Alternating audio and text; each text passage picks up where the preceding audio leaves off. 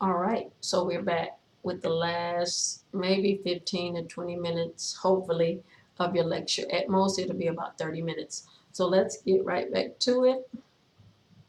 Let me pull up your, your PowerPoint here. So we just finished talking about the 5 communication theories, right? Which one was Maslow's hierarchy of needs, 2 was Johari's window, which is talking about uh, those things, our level of awareness, really, with self-awareness and what we think others know or do not know about us or what we avail them to know. The third one that we looked at was McGregor's right theory, X theory, Y uh, model. Then we looked at situational leadership uh, for Hershey and Blanchard, right? And then the fifth one was a total quality management theory or model that we looked at. So we're going to continue on now, moving a little further. Again, what I want you to think about with those models is more or less um, where do you fit? Where have you seen yourself in the workplace and where do you fit where you're now? All right. So now I'm going to talk about nonverbal communication. This is very important. Uh, I think just as important as that whole idea of interpersonal intelligence, right? So let's look at this question.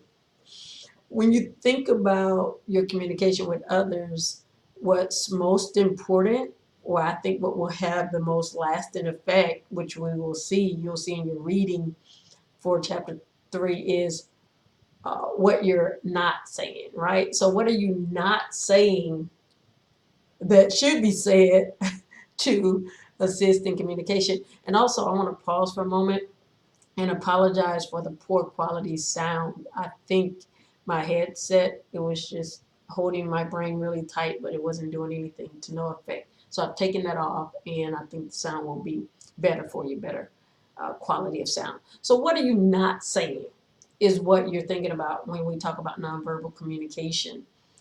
For example, what does this statement mean to you if you hear it from your employer? Don't be late for work. Don't be late for that meeting. What are they implying?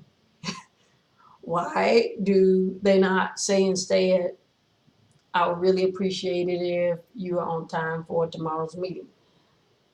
It is very important that you make it to work at 7:55 a.m. tomorrow, not 8:15. Why not just say that?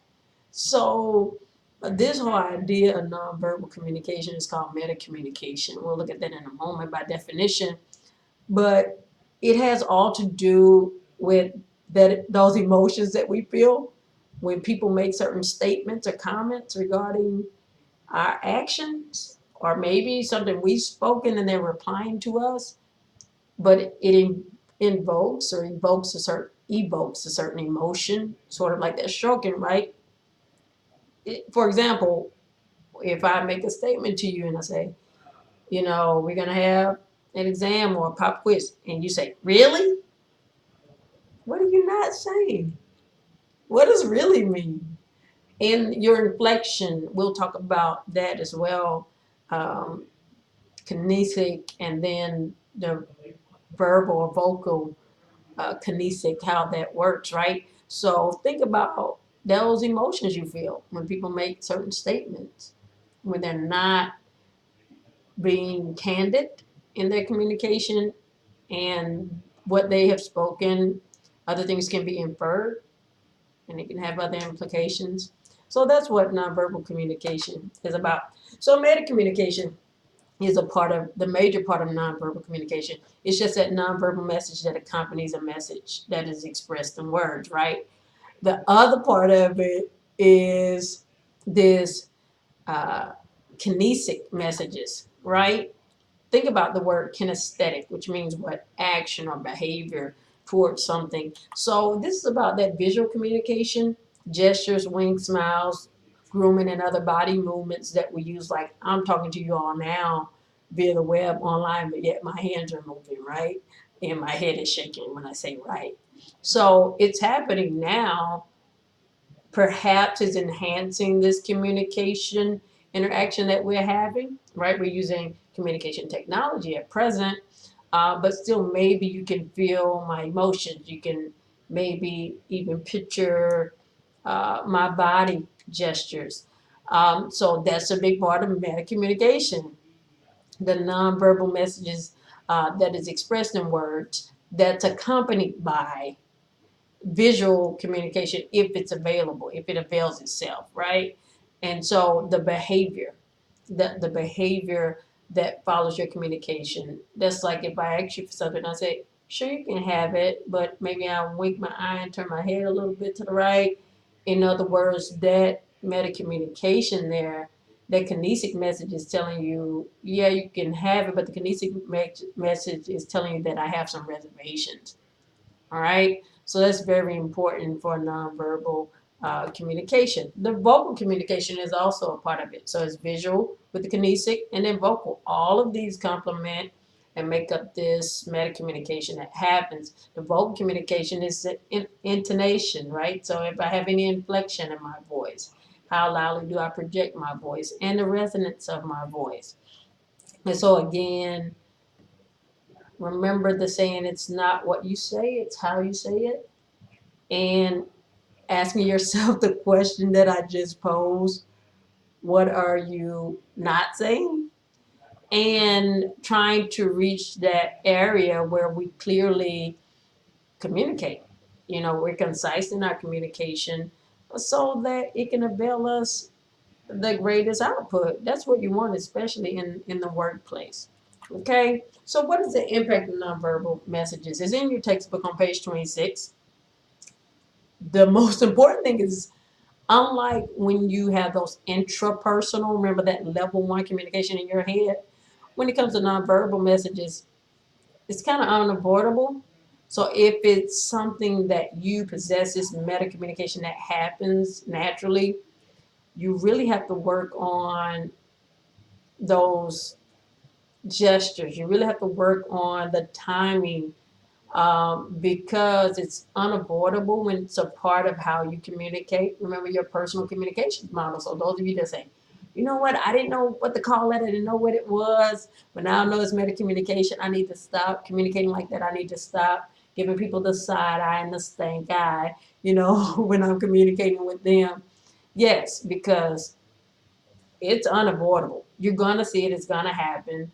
So work at developing this, you know, remember it goes back to our week one activity regarding that TED talk regarding the value of communication in raising and embracing discomfort in our communication and our social interactions. So raise the bar for yourself. Okay. Become self-aware. Open the window to that open and free area and what things need to be adjusted to avail that, right? So nonverbal messages, they hold different meanings for different people. Again, we already talked about it last week in class about the cultural differences, right? Power differential.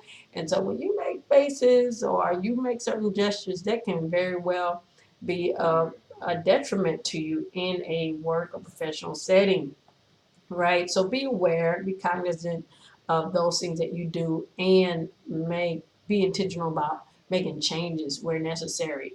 Uh, Nonverbal messages can be intentional or unintentional. They can totally contradict verbal messages. Again, I agree to you, but my body language is closed and negative and saying no, then that's contradictory. You want your communication to flow in order for it to be effective. Nonverbal messages receives more attention. Again, if I have a pleasant expression or a neutral expression and I'm communicating, people, that receiver or that person that I'm communicating to, that's a part of that basic communication model, they will be able to focus more on what I'm saying than how I'm looking, right? Or any gestures that I'm making.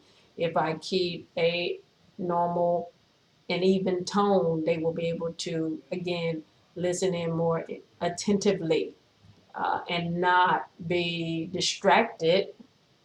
Remember, we talking about distractions and barriers by unwanted or unpleasant inflection, uh, or volume of my voice, and so things of that nature, right? These nonverbal messages provide clues about the sender's background and their motives, right?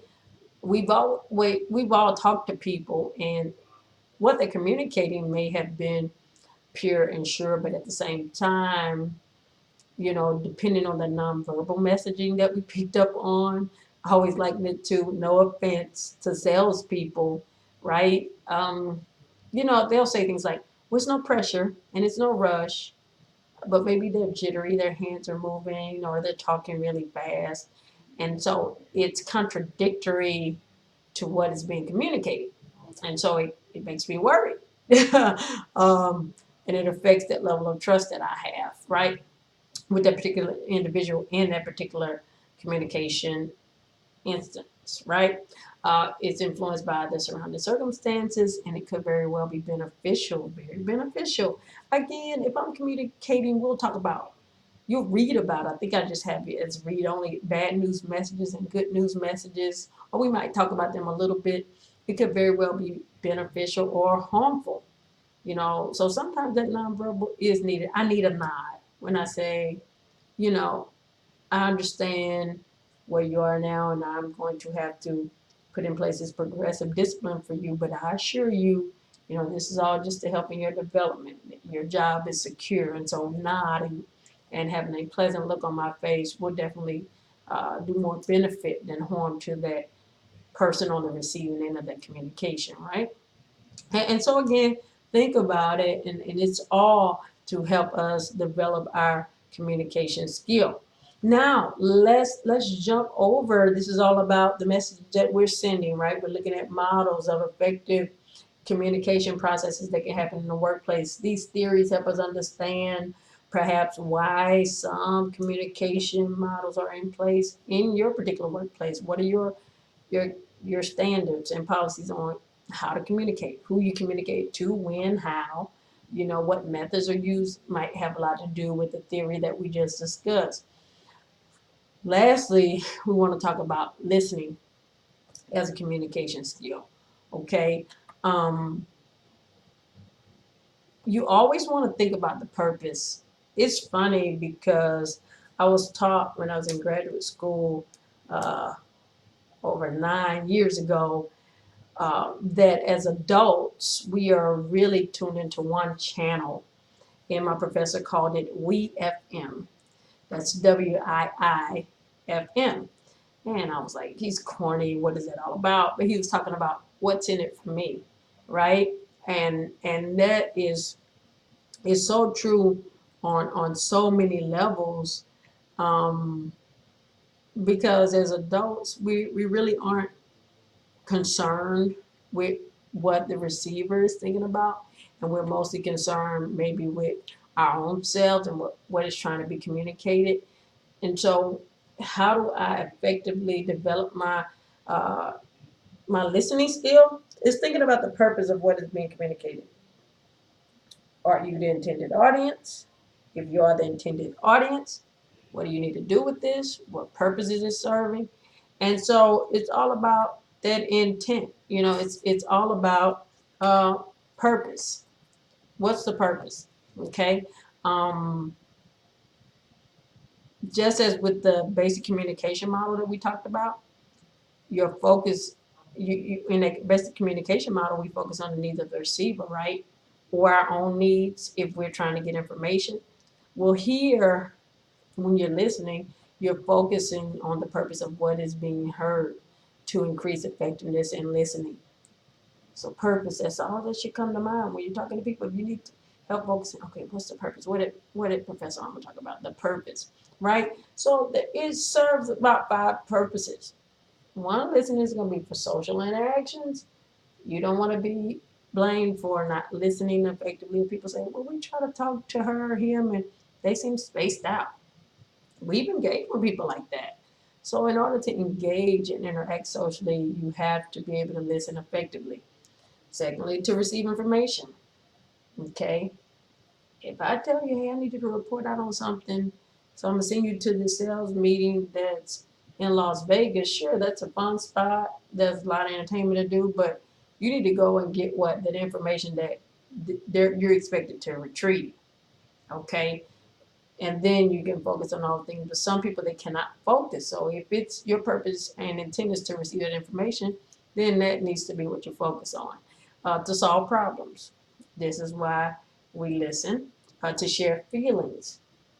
So in order to effectively share what I'm feeling, I need to be able to listen to how you're feeling so I can see how I can relate, or how my feelings are affected, right, by what is being said or what has happened, so I have to give you that space and allow that opportunity for dialogue to be undertaken, for it to have effect. And 5, to show interest and to resolve conflicts, right?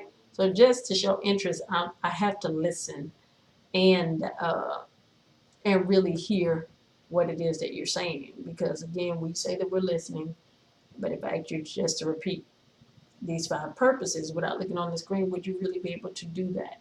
Are you really actively listening? Okay. So there are 4 styles that your text talks about, and I like these. Sometimes I'll add my own, but I think they're very comprehensive.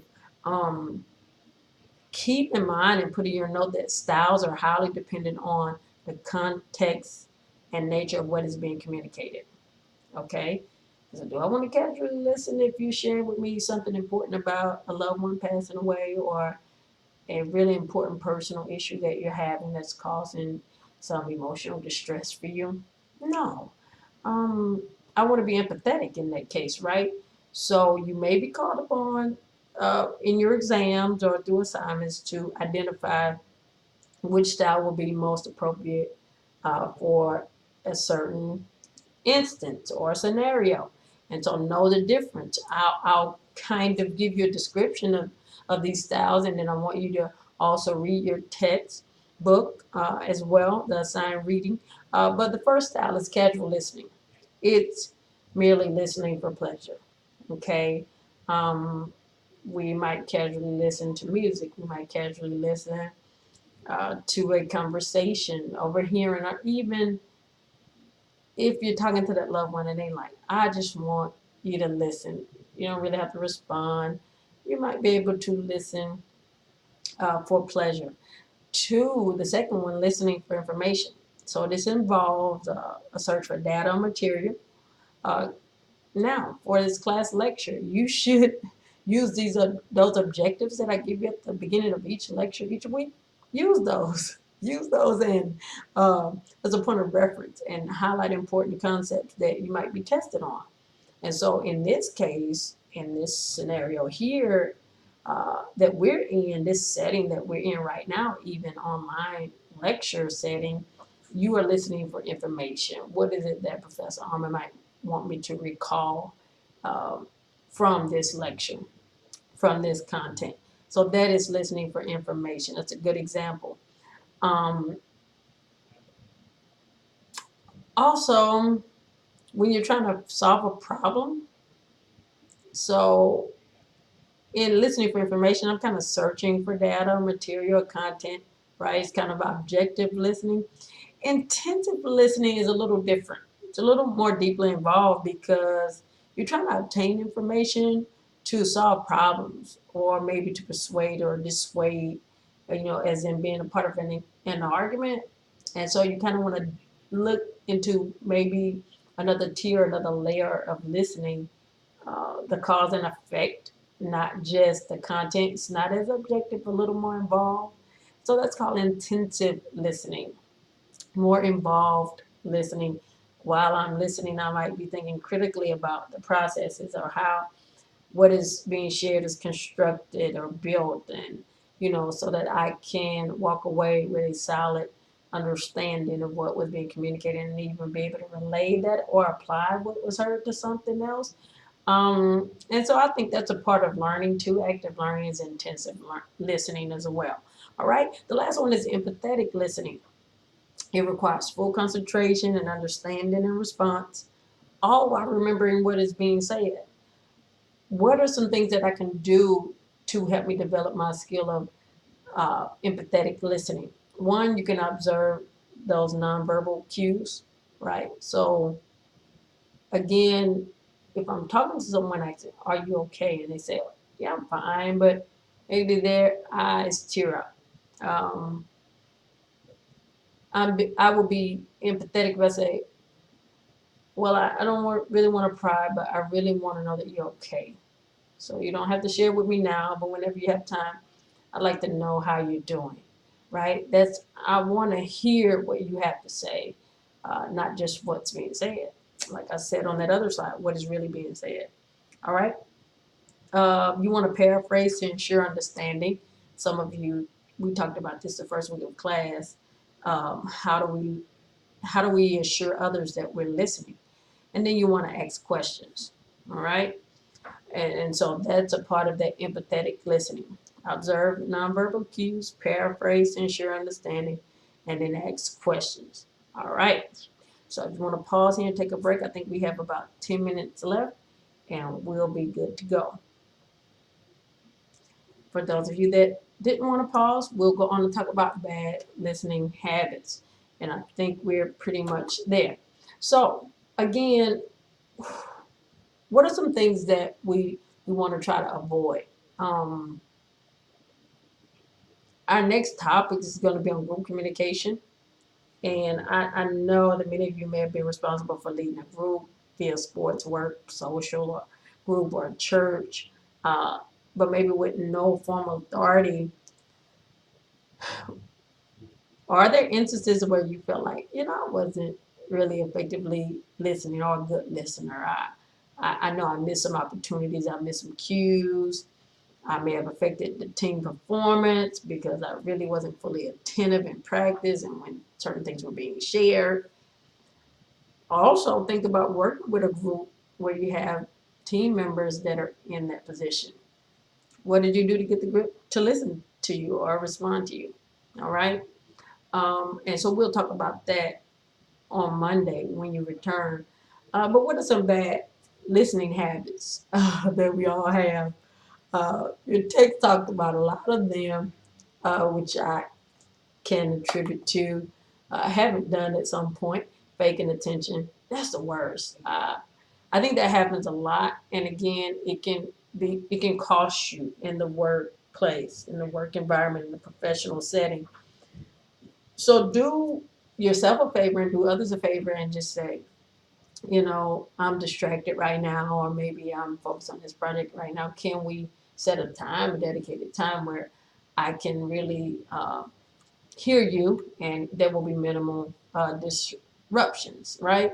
So allowing for those disruptions and faking attention are all bad listening habit. Over listening, I don't know if y'all recall me discussing the first week of class how we may finish someone's statement or something of that nature. And so that's over listening. Or what you said was, no, that's not at all what I was saying. Um, this happens too when we already formulate what people are communicating and what they're meaning by it. I think this has to do with stereotypes. We talked about those cultural differences. If you think your preferred style of communication is superior to another person's style of communication because of your background or cultural influences, right? Being dismissive is very shrewd and it's a bad listening habit. And sometimes we do this inherently. We don't know that we do it. And so be careful not to be dismissive. Even if it's something that you're not really interested in, be sincere about hearing the individual out as shared in their TED Talk, and that will go a long way. Okay? Um, don't miss the nonverbal aids and cues. Remember, we talked about the facial expressions, the inflection in voice, the hesitance in the voice, and things of that nature. Um, you really wanna think about that. Okay. Um, I think that's all that I have for the best listening habit. So you should read in your text, begin reading chapter 2, and you're gonna read from pages 23. Um, just continue to read on. What I talked about today, you can read through pages 29. But why not finish the chapter? You only have about I think six to eight pages left to complete the chapter. So do that. So in summary, we talked about the knowledge from behavior theories, which help us understand human needs. Remember, the basis of communication is a need. I need to share something, or I need to receive some information. How do I acquire that information? It provides insights on how effective communication can be achieved in the workplace. And these nonverbal elements constitute a major part of the total meaning of a message, right? Effective listening requires mental and emotional effort. You have to think about it, right? And then you have to be present.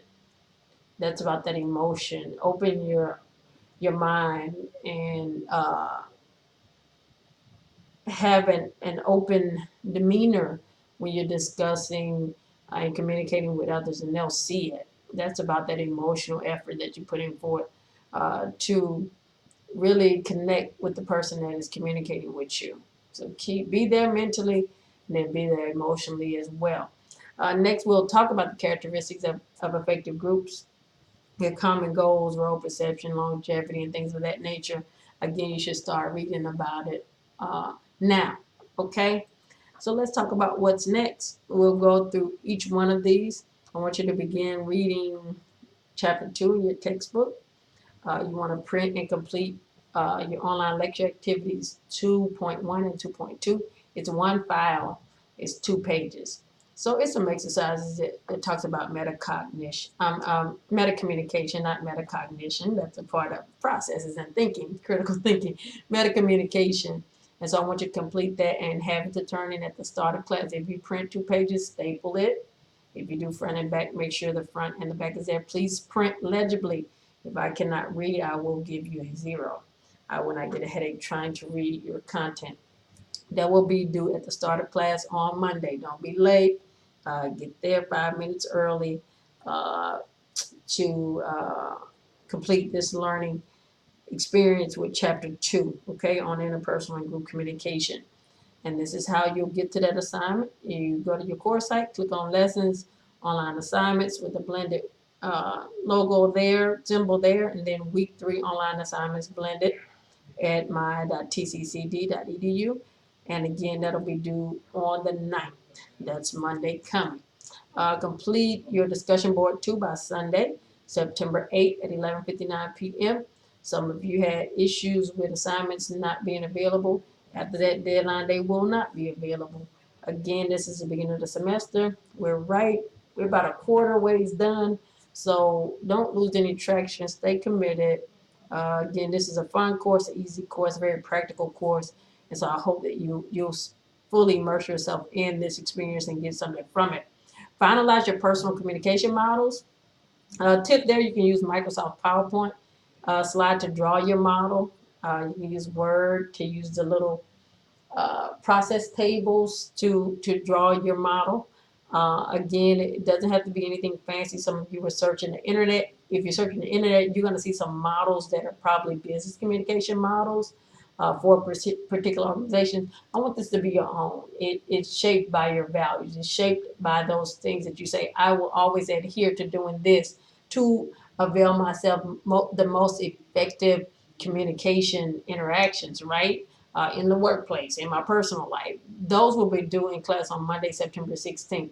We'll have presentations. You will submit it to me, so make sure it's printed out. Make sure that it's legible. Make sure you have the course name on it, BMGT 1305, as well as our section number, okay? And your name, your full name, not a nickname. I want your legal name on your assignments. And you'll have to turn in, and we will share. We'll talk about those communication models. We have exam 1 coming up in about 2 weeks. It'll cover chapters 1 and 2 and any and all lecture material that I may have mentioned to this point. They can include content from the TED Talks or the online lectures. And so you are responsible for any content up until next Wednesday. Okay. And then on Monday, we'll talk about those communication models and may do some review activities for Wednesday at the next exam. All right. So I hope that you all have a wonderful week and you've enjoyed the online lectures. I appreciate any feedback about sound, volume. If I'm talking too fast, give me some feedback and I will try to make adjustments according to your feedback. All right. You all have a great and wonderful rest of the week. And I will see you on Monday, September 9th. Uh, believe your class starts at 12:30. I always get it confused. So I'll see you at 12:30 on the night. All right. Take care.